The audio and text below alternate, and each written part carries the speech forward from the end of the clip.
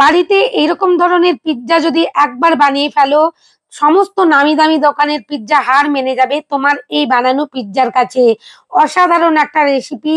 দোকানে তো এক একটা পিৎজা 600, 1000, 1100 এরকম দাম। অত টাকা খরচ না করে বাড়িতে থাকা কয়েকটা জিনিস আর 200 থেকে 300 টাকা খরচ করলেই এইরকম ধরনের একটা ডিলিশিয়াস পিৎজা বাড়িতেই বানানো যাবে, যেটা চিজে ভরা থাকবে। চলো কিভাবে বানালাম সমস্তটাই তোমাদের সাথে শেয়ার করি।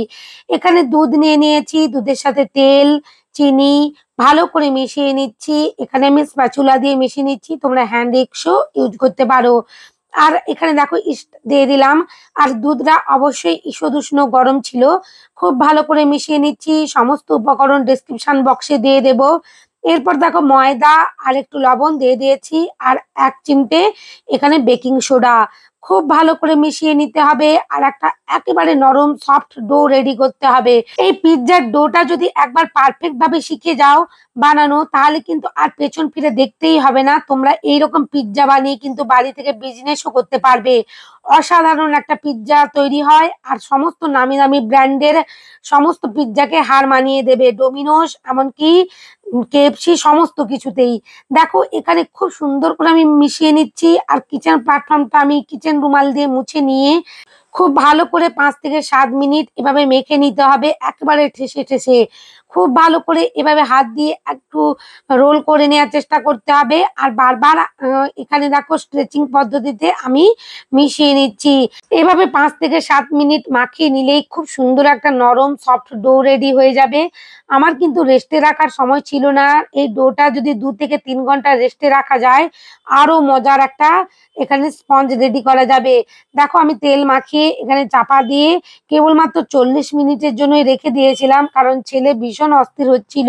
এখানে বোনলেস 200 পরিমাণ চিকেন নিয়ে নিয়েছি, তার মধ্যে 1 টেবিল স্পুন করে গার্লিক আর জিঞ্জার পেস্ট দিয়ে দিয়েছি, হলুদ, শুকনো লঙ্কার গুঁড়ো, এখানে রেড চিলি যে পাওয়া যায় পাউডার, যেটাকে কাশ্মীরি মির্চ বলা হয়, তো সেটাই। এখানে দেখো আমি ব্ল্যাক পেপারও দিয়ে দিয়েছি। এখানে জিরে আর ধনে গুঁড়ো দিয়ে দিয়েছি 1 টেবিল স্পুন করে। সমস্ত জিনিসটা ভালো করে মাখিয়ে নেব। এখানে চিকেনটা ধুয়ে আমি লবণটা আগেই মাখিয়ে রেখেছিলাম। এভাবে 10 মিনিট আমি ম্যারিনেট করে রেখে দিয়েছিলাম। দেখো এখানে প্যান বসিয়ে দিয়েছি, প্যানের মধ্যে তেল দিয়ে দিয়েছি 2 টেবিল স্পুন। তার মধ্যেই খুব ভালো করে চিকেনটাকে আমি কুক করে নেব। খুব ভালো করে কিন্তু 7 থেকে 8 মিনিট এভাবে কুক করে নিতে হবে। তারপরে লিড করে আরো 5 মিনিট, টোটাল এখানে 15 মিনিটের মতন আমি কিন্তু চিকেনটা ভালো করে কুক করে নিয়েছি। রেড কালারটা আরেকটু আনবার জন্য red chili powder, Kashmiri red chili পাউডারটা আরো 1 টেবিল স্পুন দিয়ে দিয়েছি। এখানে দেখো কড়াইটা লিড করে দিয়েছি, লিড করার ফলে একটু জল বেরিয়ে এসেছে চিকেন থেকে। খুব ভালো করে শুকনো মতন করে নেব, আর এভাবে আরো 5 মিনিট কুক করে নেব। টোটাল 15 মিনিট কুক করলেই এই চিকেনগুলো খুব সুন্দরভাবে সেদ্ধ হয়ে যাবে আর কুকও হয়ে যাবে। এভাবেই কিন্তু কুক করে নেবে। আর এমনিতেই আমরা জল দিচ্ছি না সেদ্ধর জন্য, তাই কিন্তু একটু চাপা দিয়ে দিয়ে কিন্তু এটাকে রান্না করে নিতে হবে। খুব সুন্দরভাবে আমার চিকেনটা এখানে রেডি হয়ে গেছে। আমি গ্যাসের ফ্লেমটা অফ করে লিড করে রেখে দিলাম। এরপরে নেক্সট স্টেপে একটা সস বানিয়ে নিতে হবে। এখানে জল ঝরানো টক দই নিয়ে নিয়েছি, তার মধ্যে দেখো 2 টেবিল স্পুন সস দিয়ে দিয়েছি। টমেটো যে সসটা হয়, টমেটো সস দিয়ে দিয়েছি। খুব ভালো করে এটা মিশিয়ে নিতে হবে একটা স্পুনের সাহায্যে। প্রয়োজন হলে আরেকটু সসও দিয়ে দিতে পারো, কোনো অসুবিধে নেই। ডোটা আমি 40 মিনিটের জন্য রেখেছিলাম, আগেই বলেছি, সেজন্য খুব একটা রাইস হচ্ছিল না, কিন্তু অসুবিধে নেই, খুব নরম সুন্দর সফট ভাবে রেডি হয়ে গিয়েছিল। কিন্তু তোমাদের কাছে যদি হাতে সময় থাকে, অন্তত 2 থেকে 3 ঘন্টা তোমরা রেখে দিও, খুব সুন্দরভাবে এটা ফুলে ডবল হয়ে যাবে। এরপর দেখো আমি কিচেন প্ল্যাটফর্মের মধ্যে একটু ময়দা ডাস্ট করে নিয়েছি। তারপরে এখানে একটা বেলন দিয়ে খুব ভালো করে বেলে নেব, অনেক বড় করে একটা রুটি করে নেব। আমি যতটা পরিমাণ ময়দা নিয়েছি তার মধ্যে কিন্তু আমি 2টো ডো রেডি করেছি, 2টো পিৎজা আমি রেডি করব। খুব ভালো করে কিন্তু বেলে নিতে হবে ময়দাটা ডাস্ট করে নিয়ে। খুব বড় করেই বেলবো, কারণটা আমি দেখিয়ে দিচ্ছি কেন আমি এত বড় করে বেলেছি। আর আমার পিৎজার যে ট্রেটা একটু স্মল, আমি 2টো বাটি নিয়েছি। প্রথম বাটিটা আমি পিৎজা ট্রেতে রেডি করেছিলাম, আরেকটা পিৎজা আমি আমার বাড়ির একটা ফ্ল্যাট বাটি ছিল তার মধ্যেই। প্রথমেই কিন্তু দেখো তেল দিয়ে গ্রিজ করে নিচ্ছি, ভালো করে কিন্তু তেল মাখিয়ে নিতে হবে। 2টো বাটির মধ্যেই আমি তেল মাখিয়ে নিয়েছি।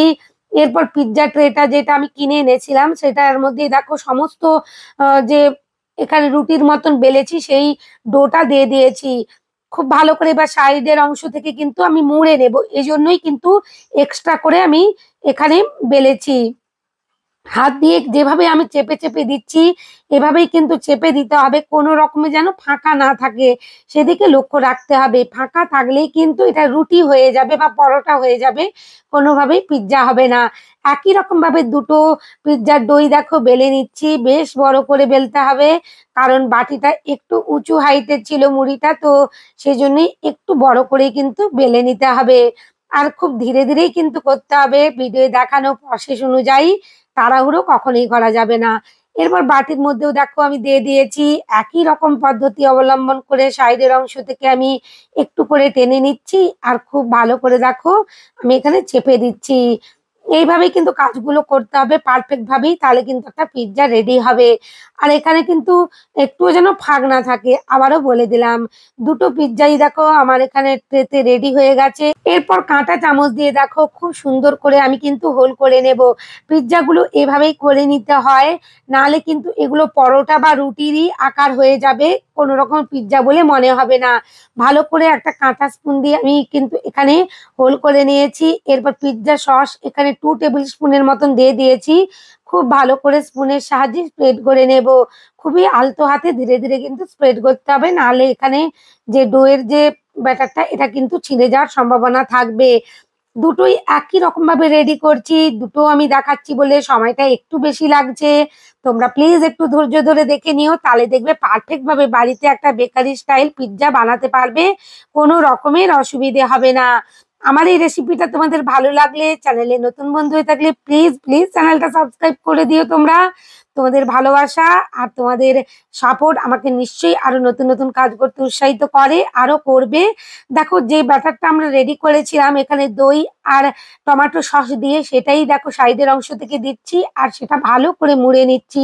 প্রসেসটা তোমাদেরকে দেখেই বুঝে নিতে হবে কিভাবে মুড়ে নিচ্ছি। এখানে এই সসটা দেওয়ার ফলে খুব সুন্দর একটা টেস্টি ভাব আসবে, আর এই সাইডের অংশটা পুড়ে যাবে না। এখানে বাইট করবার সময় খুব সুন্দর একটা ফ্লেভার বা টেস্ট আসবে।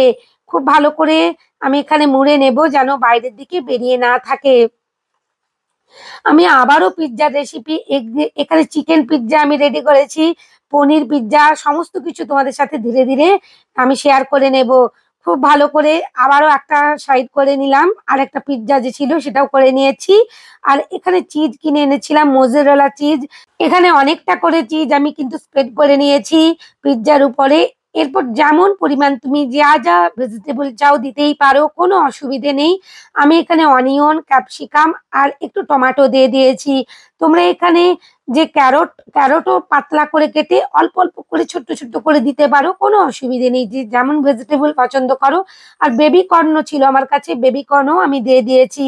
তোমরা বেবি কর্নটাও দিতে পারো, খুব সুন্দর যায় এই পিৎজার সাথে। ভালো করে সমস্ত ভেজিটেবল গুলো দেওয়া হয়ে গেলে তার উপর থেকে দেখো আগে থেকে যে আমি চিকেনটা রেডি করে রেখেছিলাম সেই চিকেনটাই দিয়ে দিচ্ছি। হাতে করেই দিচ্ছিলাম, স্পুনে ঠিক হচ্ছিল না, পসাচ্ছিল না, হাতে করেই দিচ্ছি। দেখো ভালো করে স্প্রেড করে নিচ্ছি। আর এই চিকেনটা দেওয়ার পর আবারও আমি কিন্তু অনেকটা করে চিজ স্প্রেড করে নেব উপর থেকে। দেখো 1 মুঠো 2 মুঠো করে আমি কিন্তু এখানে চিজ গুলো স্প্রেড করে নিচ্ছি। এভাবে চিজ দিয়ে ভরিয়ে দিলে না খুব সুন্দর বেক হওয়ার পর পিৎজাটা যখন কাটবে একটা এফেক্ট আসে চিজগুলোর। একটা দেখো আমি এখানে যে কেক বানাই সেই টিনের মধ্যেই বসিয়ে দিচ্ছি। এখানে একটা ভুল করে ফেলেছিলাম, চিলি ফ্লেক্স, অরিগ্যানো আর মিক্স হাব, এই 3টে জিনিস আমার দিতে মনে ছিল না, এক সাইডেই পড়েছিল। সেটা আবার একটুক্ষণ পরেই আমি 30 সেকেন্ড কি 1 মিনিট পরে আবার ঢাকনাটা খুলে কিন্তু দিয়ে দিয়েছিলাম। তোমরা কিন্তু বেক করতে বসানোর আগেই দিয়ে দিও। পিৎজা গুলো দেখো 20 থেকে 25 মিনিটের মধ্যেই রেডি হয়ে যাবে। আমার এটা 20 মিনিট লেগেছে, গ্যাস ওভেনেরটা 25 মিনিট লেগেছে। আর ওটিজিরটা দেখো একটু ব্রাউন হয়ে গেছে, যেহেতু ডবল সাইড থাকে।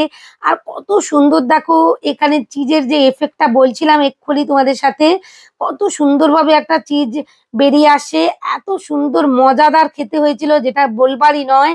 গ্যাস ওভেনেরটা তো দারুণ হয়েছিল, আর ওটিজির মধ্যেটাও দারুণ হয়েছে। তবে আবারও আমি শেয়ার করব তোমাদের সাথে পিৎজার রেসিপি, এটা তো প্রথম শুরুই হলো। আর কত সুন্দর সুন্দর চিজটা দেখো স্টেয়ারিং হচ্ছে, এখানে কি সুন্দরভাবে একটা টান এসে গেছে। এভাবে ভরে ভরে চিজ দিয়ে এরকম ভাবে একটা পিৎজা বানিয়েও বাচ্চারা খুব খুশি হয়ে যাবে, দোকানের পিৎজা আর খেতেই চাইবে না। আর এখানে ব্রেডটাও অসাধারণ ভাবে বেক হয়েছিল।